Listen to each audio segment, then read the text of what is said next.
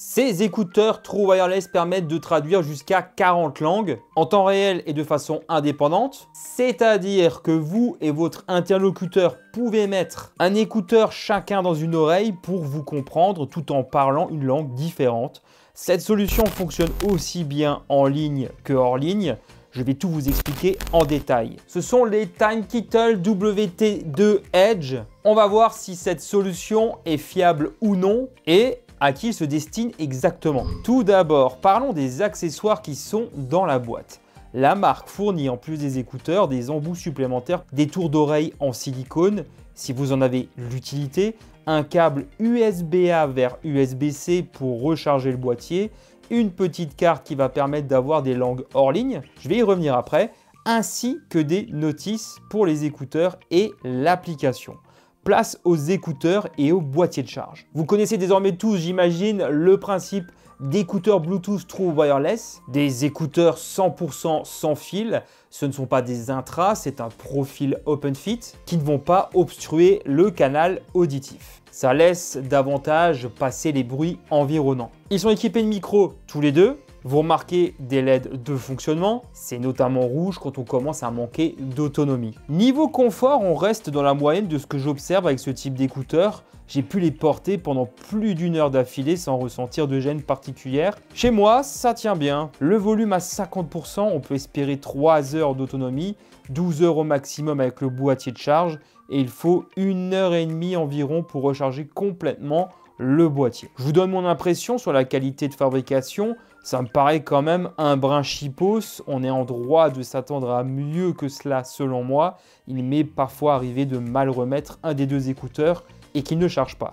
L'ergonomie est à revoir de ce côté-là. Je parle maintenant de l'application TimeKettle qui est disponible sur Android et iOS. On va s'attaquer aux fonctionnalités disponibles. Il faut savoir qu'actuellement sont prises en charge 40 langues et 93 accents, comme l'accent québécois, à titre d'exemple. Alors, qu'est-ce que l'on peut faire avec ces écouteurs exactement? La connexion des écouteurs est gérée de manière indépendante. La première fois, il faut sortir les deux écouteurs de leur boîtier et l'application va automatiquement se servir du Bluetooth pour le couplage de chaque écouteur séparément, contrairement à mes habitudes où c'est effectué simultanément pour les deux. Ensuite, l'interface est relativement simple à prendre en main et à comprendre.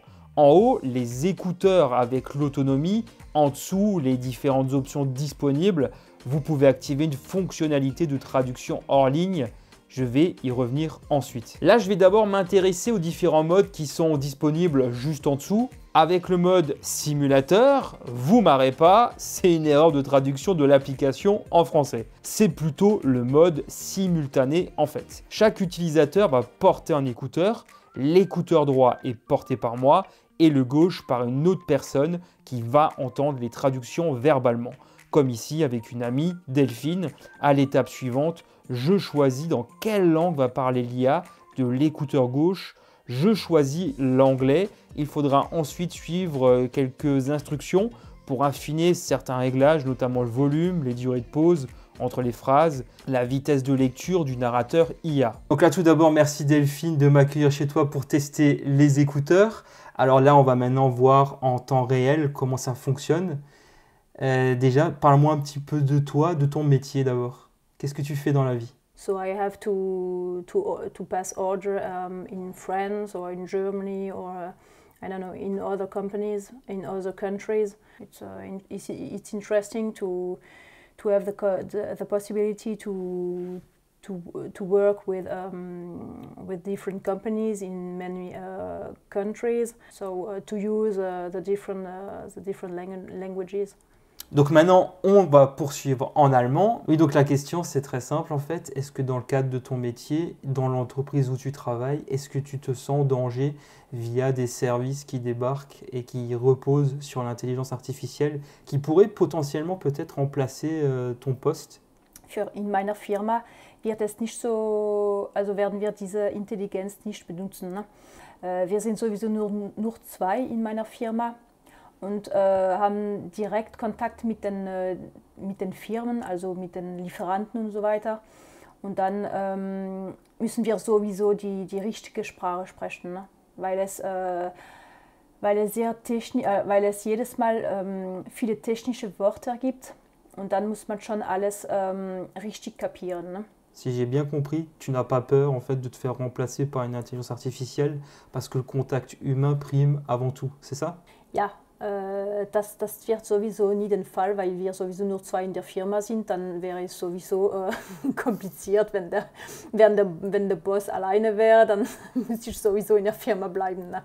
Das wird nie vorkommen, effektiv. Ja. Vous avez ensuite un mode d'écoute, vous êtes en réunion et vous devez juste entendre ce qui se dit dans votre langue. Dans ce cas, il suffit de placer votre smartphone à proximité des personnes qui parlent et une nouvelle fois, l'IA fait le reste. Vous avez également des transcriptions disponibles sur l'écran du smartphone en temps réel. Attention au temps de pause si la personne parle trop vite, vous risquez d'avoir un certain retard dans la traduction. En le réduisant, vous aurez moins de latence entre ce qui est dit et la traduction. Vous allez pouvoir ajuster l'environnement selon qu'il soit plus bruyant ou plus silencieux. Si jamais il y avait des bruits parasites, de l'écho, ce genre de choses. La taille de la police est modifiable. Polar bears are both terrestrial and pagophilic and are considered to be marine mammals due to their dependence on marine ecosystems. They prefer the annual sea ice but live on land when the ice melts in the summer. They are mostly carnivorous and specialized for preying on seals, particularly ringed seals. Le mode suivant s'appelle mode haut-parleur. Dans ce cas de figure, une personne porte les écouteurs tandis que l'autre va échanger avec le smartphone. Exemple, haut-parleur du smartphone en anglais et écouteurs en français. Les transcriptions s'affichent dans les deux langues sur l'écran.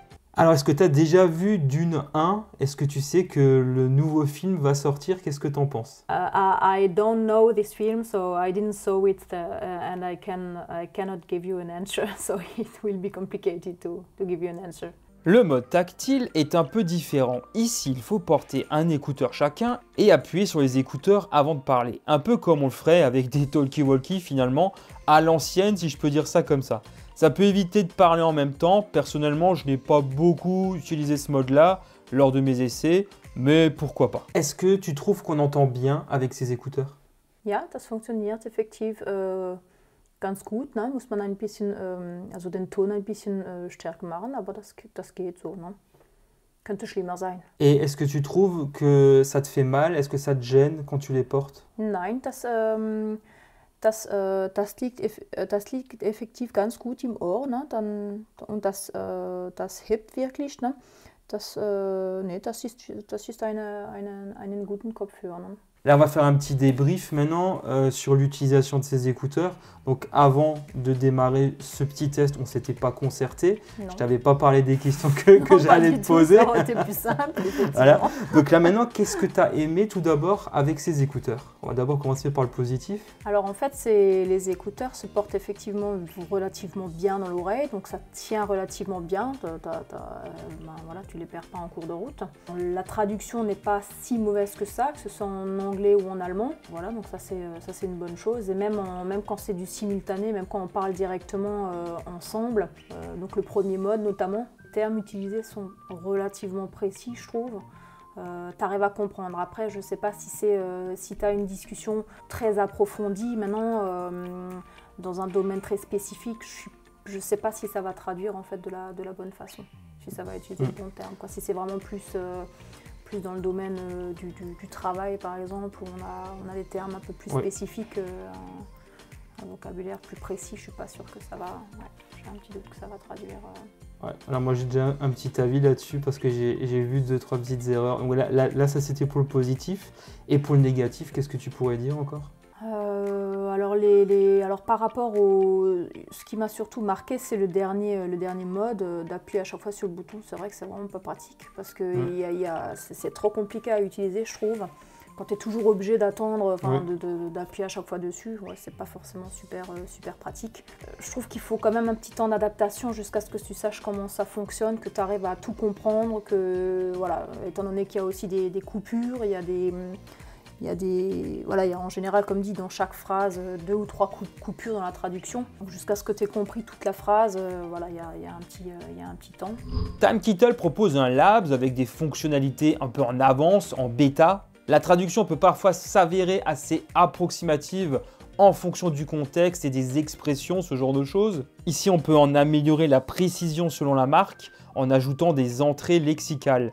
Pour le moment, ce n'est possible que pour 3 langues, l'anglais, le chinois et l'espagnol. Si on veut ajouter des termes pour améliorer la traduction, il suffit de renseigner ces informations dans les réglages. On peut également accéder à des traductions de texte si on en a besoin. Petite précision qui a son importance aussi. On ne peut rien faire d'autre que les utiliser avec l'application de la marque. On ne peut pas écouter de la musique, ni des séries, des films, ce genre de choses. Un peu dommage. Autrement, au niveau de la qualité d'écoute, de la compréhension, ça fait largement le job, rien à dire de ce côté-là. J'ai pu tester le modèle de traduction propre à la marque avec le gros concurrent Google Traduction, qui est sans aucun doute le plus connu dans le domaine. Et les résultats sont assez éloquents, je pense. Dites-moi ce que vous en pensez en commentaire. La marque n'est pas entrée dans les détails, mais la technologie de traduction de TimeKittle est développée en interne et s'appuie sur des dizaines de serveurs propres à la marque disposés un peu partout dans le monde. Je vais vous maintenant parler du prix et il y a plusieurs choses à savoir. Ces écouteurs sont proposés à partir de 280 € en ligne ou hors ligne. On ne peut pas dire que ce soit donné, ce n'est pas terminé. Il faut aussi payer pour des traductions hors ligne. La carte dont j'ai parlé en introduction donne droit à des points, 30 fiches pour être précis. Un pack de langues coûte 5 fiches. 5 fiches correspondent à 68 yuan, la monnaie chinoise, soit pratiquement 9 €. Donc en fonction de vos besoins, j'imagine que les 30 fiches vous seront peut-être largement suffisants. Mais autrement, si ce n'est pas le cas, vous savez qu'il faudra repasser à la caisse. Pas de surprise. Tant que vous restez en mode en ligne, il n'y a pas ce genre de limitation ni de paiement à faire. Finalement, vous n'avez probablement pas beaucoup utilisé le mode hors ligne ou dans certains cas précis, pas de réseau, ce genre de choses. À voir en fonction des situations en gros. Comme ça, vous avez mon avis complet sur ces écouteurs. Avec un test en conditions réelles, le lien est juste en bas en description si vous voulez voir le prix au moment où vous visionnez cette vidéo. Je vois un intérêt par rapport à ce type de produit, notamment pour se passer complètement d'un interprète. C'est vrai que là, ça pourrait s'avérer peut-être un peu moins coûteux. Après, pour être 100% honnête avec vous, je ne peux malheureusement pas vous les recommander. Franchement, Google Traduction fait déjà un excellent boulot. En plus, c'est gratuit. Ça peut aussi fonctionner avec des écouteurs.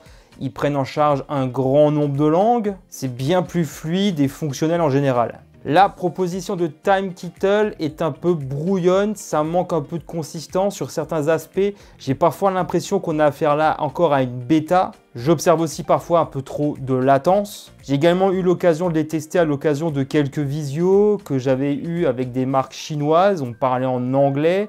Donc là, je ne m'en suis pas servi bien sûr pour en fait traduire ce qui se passait. C'était juste pour avoir une idée si la traduction était bonne ou non. Et c'était pas terrible du tout, il y avait trop d'approximations, notamment sur certains termes techniques. Bref, pas convaincu du tout pour ma part, pour une expérience globale trop approximative pour le prix demandé. Je remercie encore une fois Delphine de m'avoir aidé à tester ces écouteurs. C'était cool comme ça de pouvoir tout vous montrer en détail. Et dites-moi vous ce que vous pensez de ces écouteurs juste en bas en commentaire. In French, of course. Un grand merci d'avoir visionné cette vidéo jusqu'au bout. Comme d'habitude, n'hésitez pas à mettre un petit pouce pour me soutenir et de vous abonner pour ne pas rater mes prochaines vidéos en activant la petite cloche. Pour ma part, je vous retrouve très vite sur la chaîne et sur les autres réseaux sociaux où je suis présent. Les liens sont juste en bas en description. À très bientôt. Allez, ciao tout le monde.